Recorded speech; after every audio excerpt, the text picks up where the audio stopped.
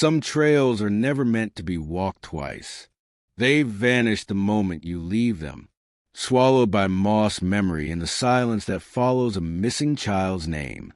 In June of 2021, the Carr twins entered the woods behind a remote Idaho cabin. 8 months later, a drone captured something that would change the story forever. Elijah and Eli Carr, fraternal twins, 8 years old. Elijah was a minute older, taller by an inch, wilder by a mile.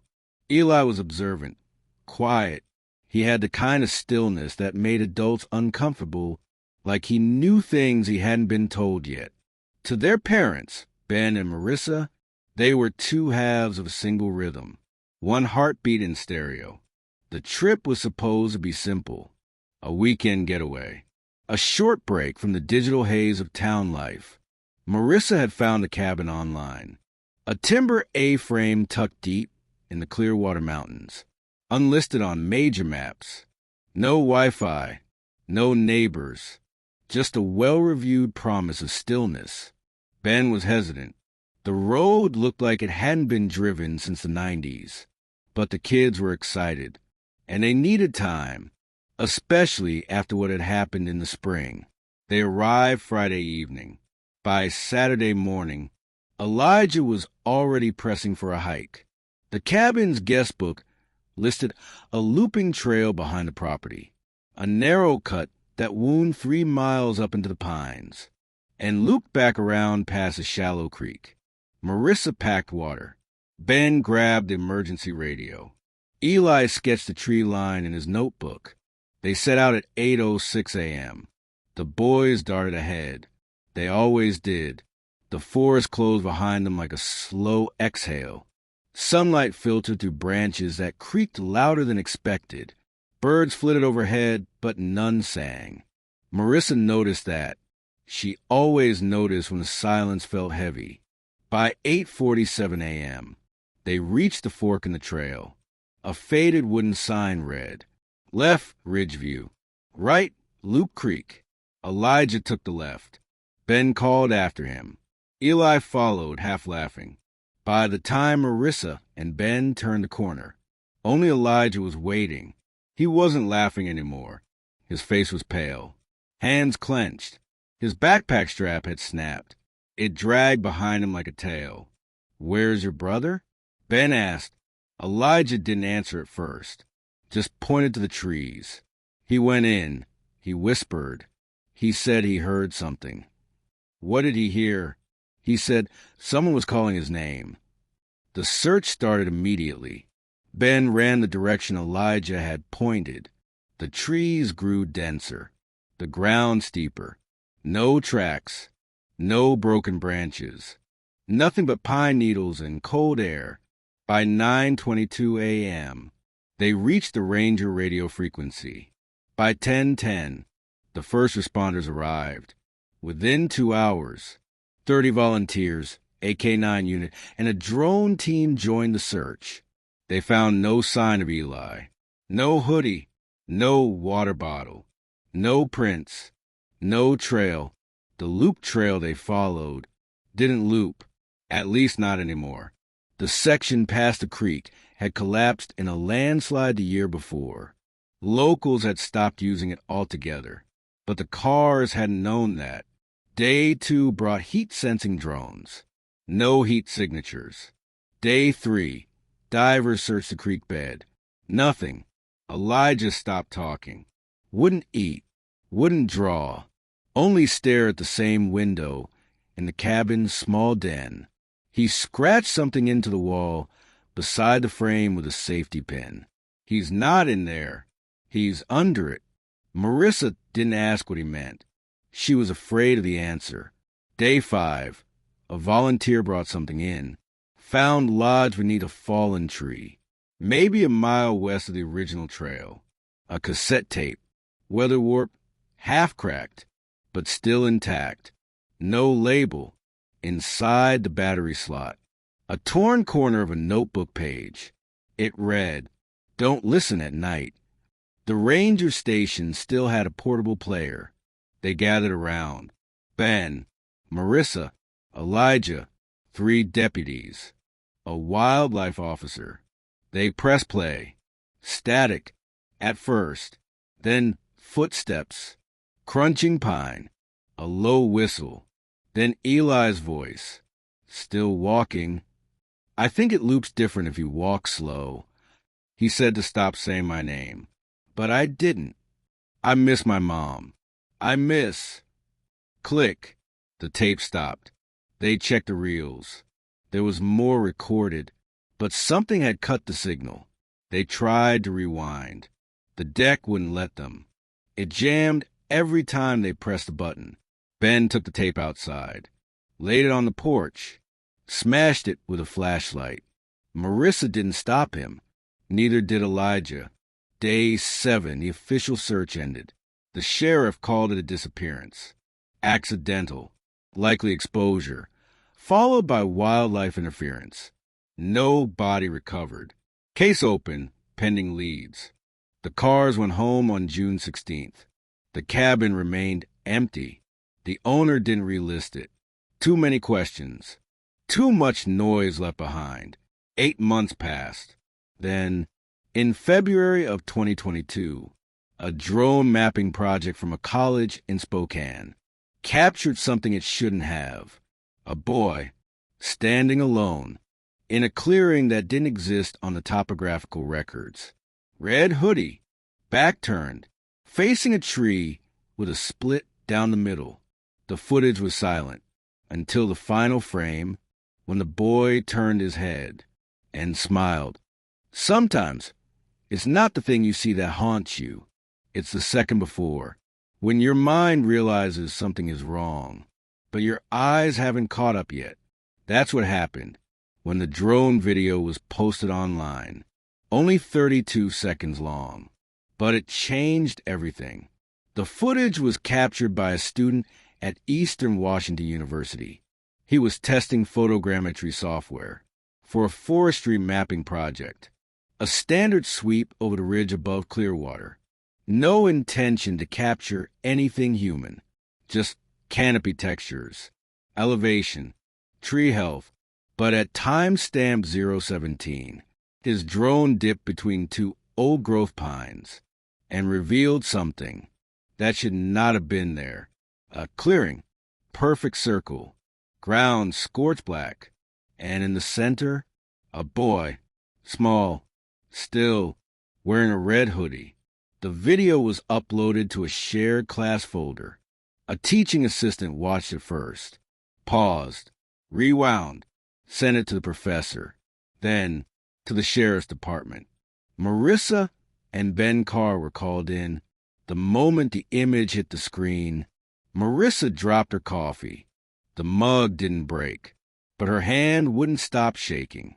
"That's Eli," she said. Ben nodded slowly, but his shoulders looked wrong. In the final 4 seconds of the clip, the boy turns his head, but not all the way, only enough to catch the camera, like he knew it was coming, like he had waited for it. And then he smiled. The smile didn't reach his eyes, because they were closed, but the corners of his mouth curled upward, slow and deliberate. No surprise, no fear. Analysis of the video revealed no distortion, no glitch. Frame-by-frame breakdown showed one anomaly between frames 028 and 029. The shadows beneath the trees shift, but the drone never moves. The light source changes, just for that 1 second. The clearing where the drone recorded the video did not exist on current maps, but it had in the past. Archived aerial photos from 1982 showed the same clearing. Back then, it had a name, Pitcher's Field. It had been burned out in 1989 after a wildfire, classified as uninhabitable since. But it had grown back, or rather it hadn't, not entirely.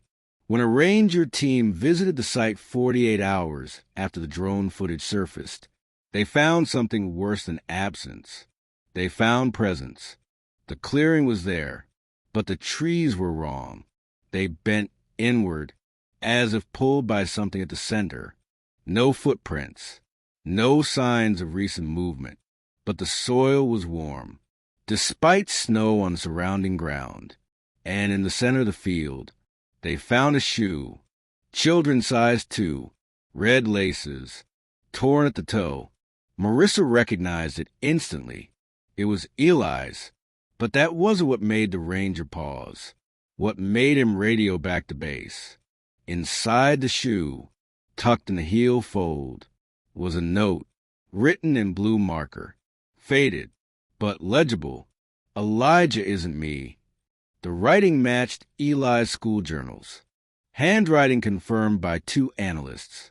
Back home, Elijah had started speaking again, but not like before.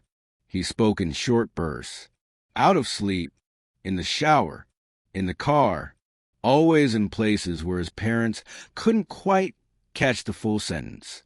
Ben started recording him. Quietly, one night, Elijah mumbled, "Don't let him look through my eyes. It hurts to blink." Marissa confronted him. Gently, she asked who he was talking about. Elijah smiled. "Eli, but not the one we lost." They brought in a child therapist, specialist in trauma response. She interviewed Elijah for 2 sessions.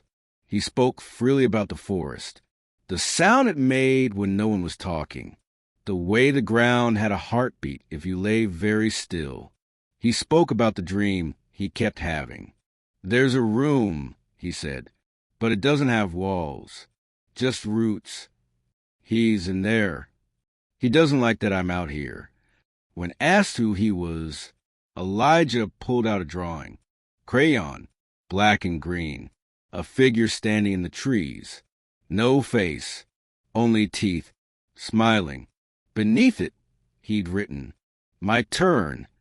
The therapist said Elijah was experiencing shared trauma delusion, that sometimes twins, especially close ones, process grief by projecting part of themselves into the missing person, that his mind was trying to rescue Eli by becoming him. But that didn't explain the photo. It arrived in an envelope with no return address, postmarked 2 towns over. Inside, a Polaroid of a cabin, the one the cars had stayed in, but with one difference. The front door was painted red. They had left it brown.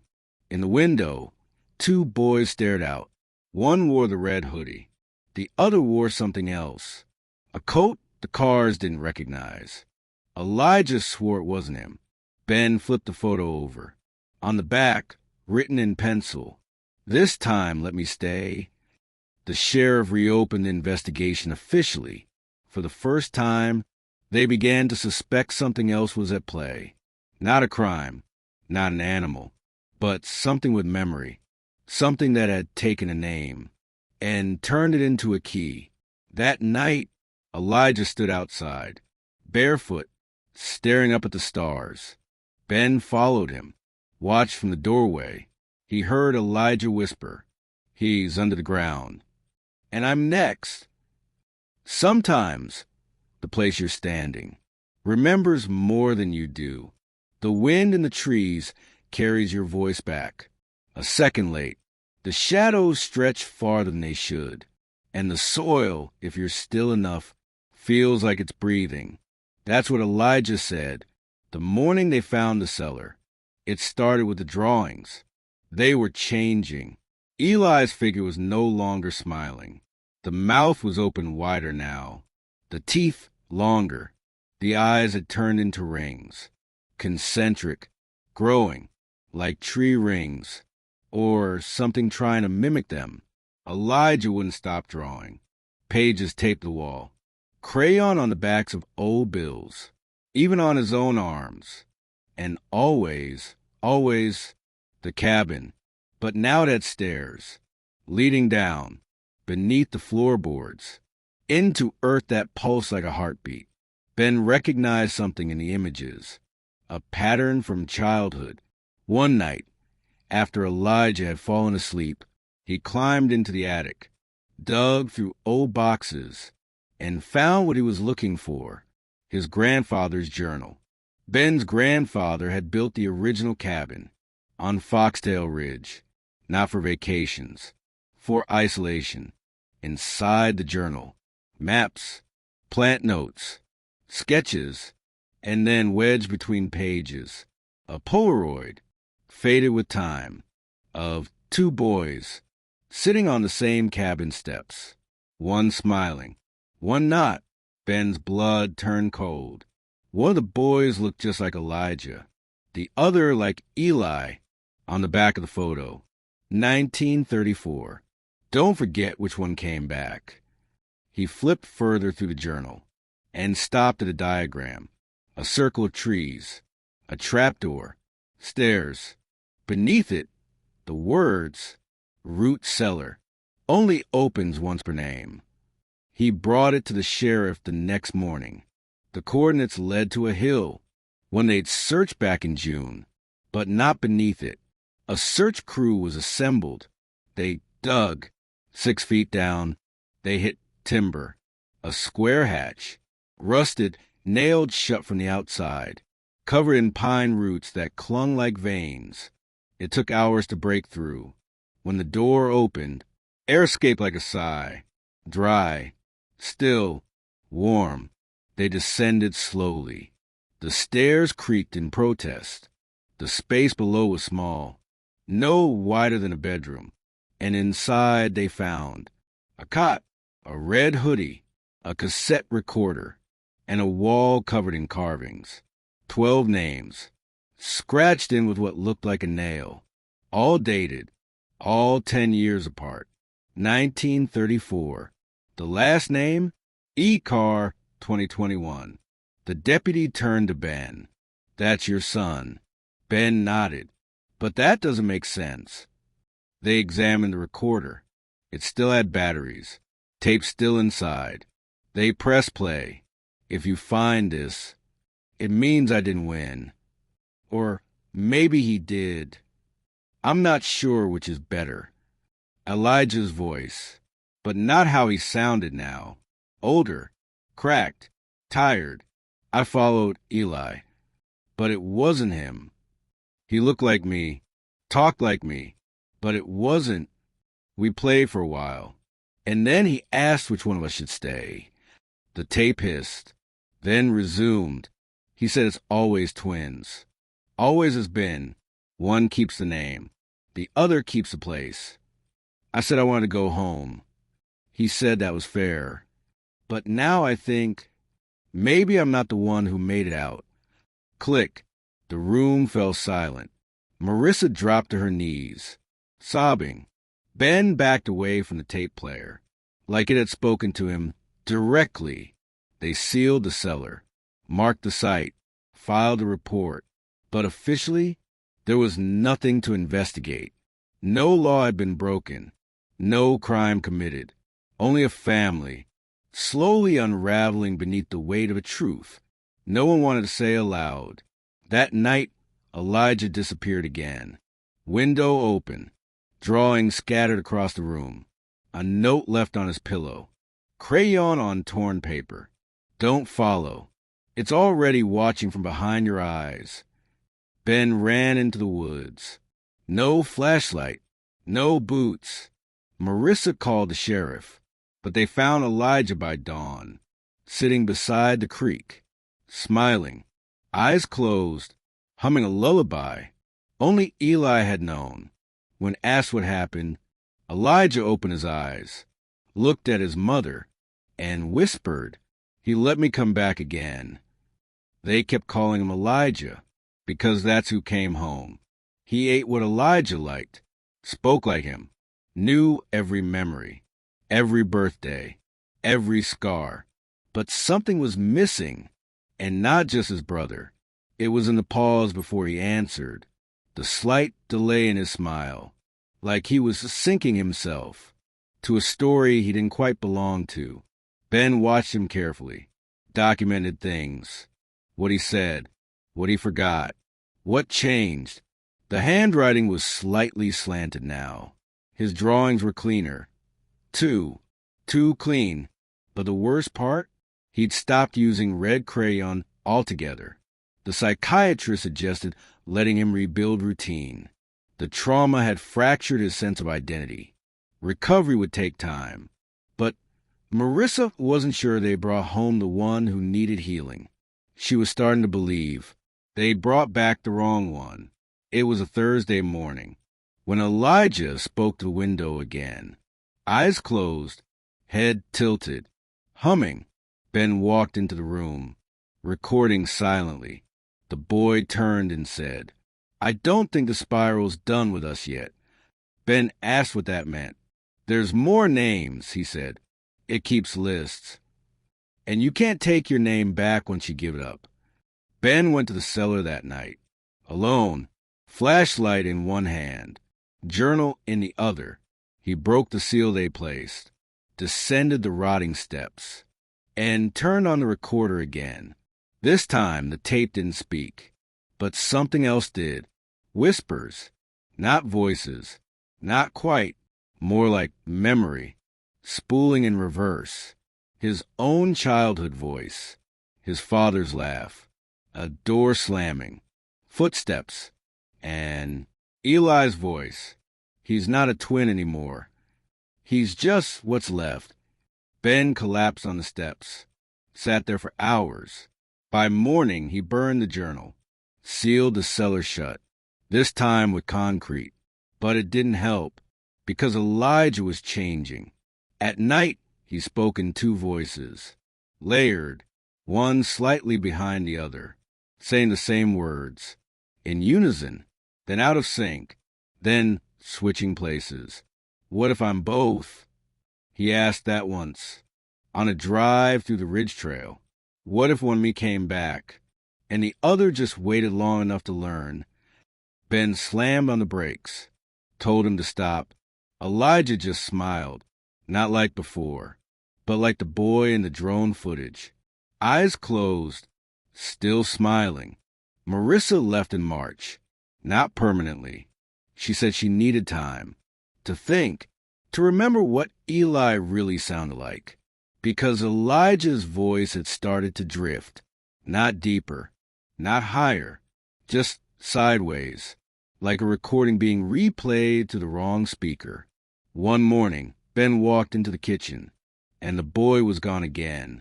Window open, curtains dancing. This time, no note, no drawing, no humming, just gone.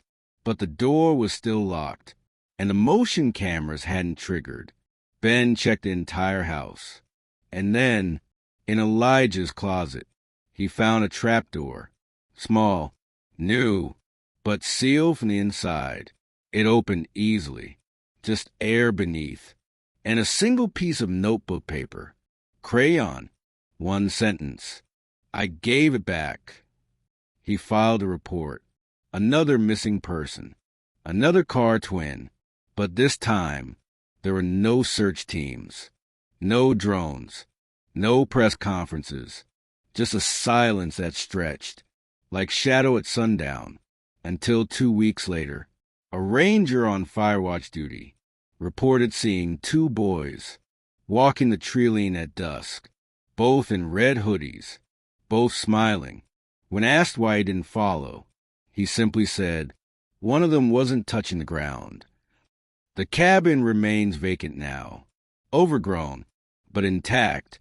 Some hikers say they hear laughter near the trail's bend. Others claim to see someone sitting on the ridge, back to the path, always listening. The car house sold in 2024. The new owners found something carved into the windowsill of the upstairs bedroom. Just 3 words. Rough, unfinished, but clear. Stay was mine. And sometimes, on very still nights, when the wind cuts through the valley in just the right way, a voice can be heard, soft, familiar, almost like your own, calling a name. That sounds too much like yours. If this story stayed with you, subscribe. Tell me where in the world you're watching and what time the truth found you.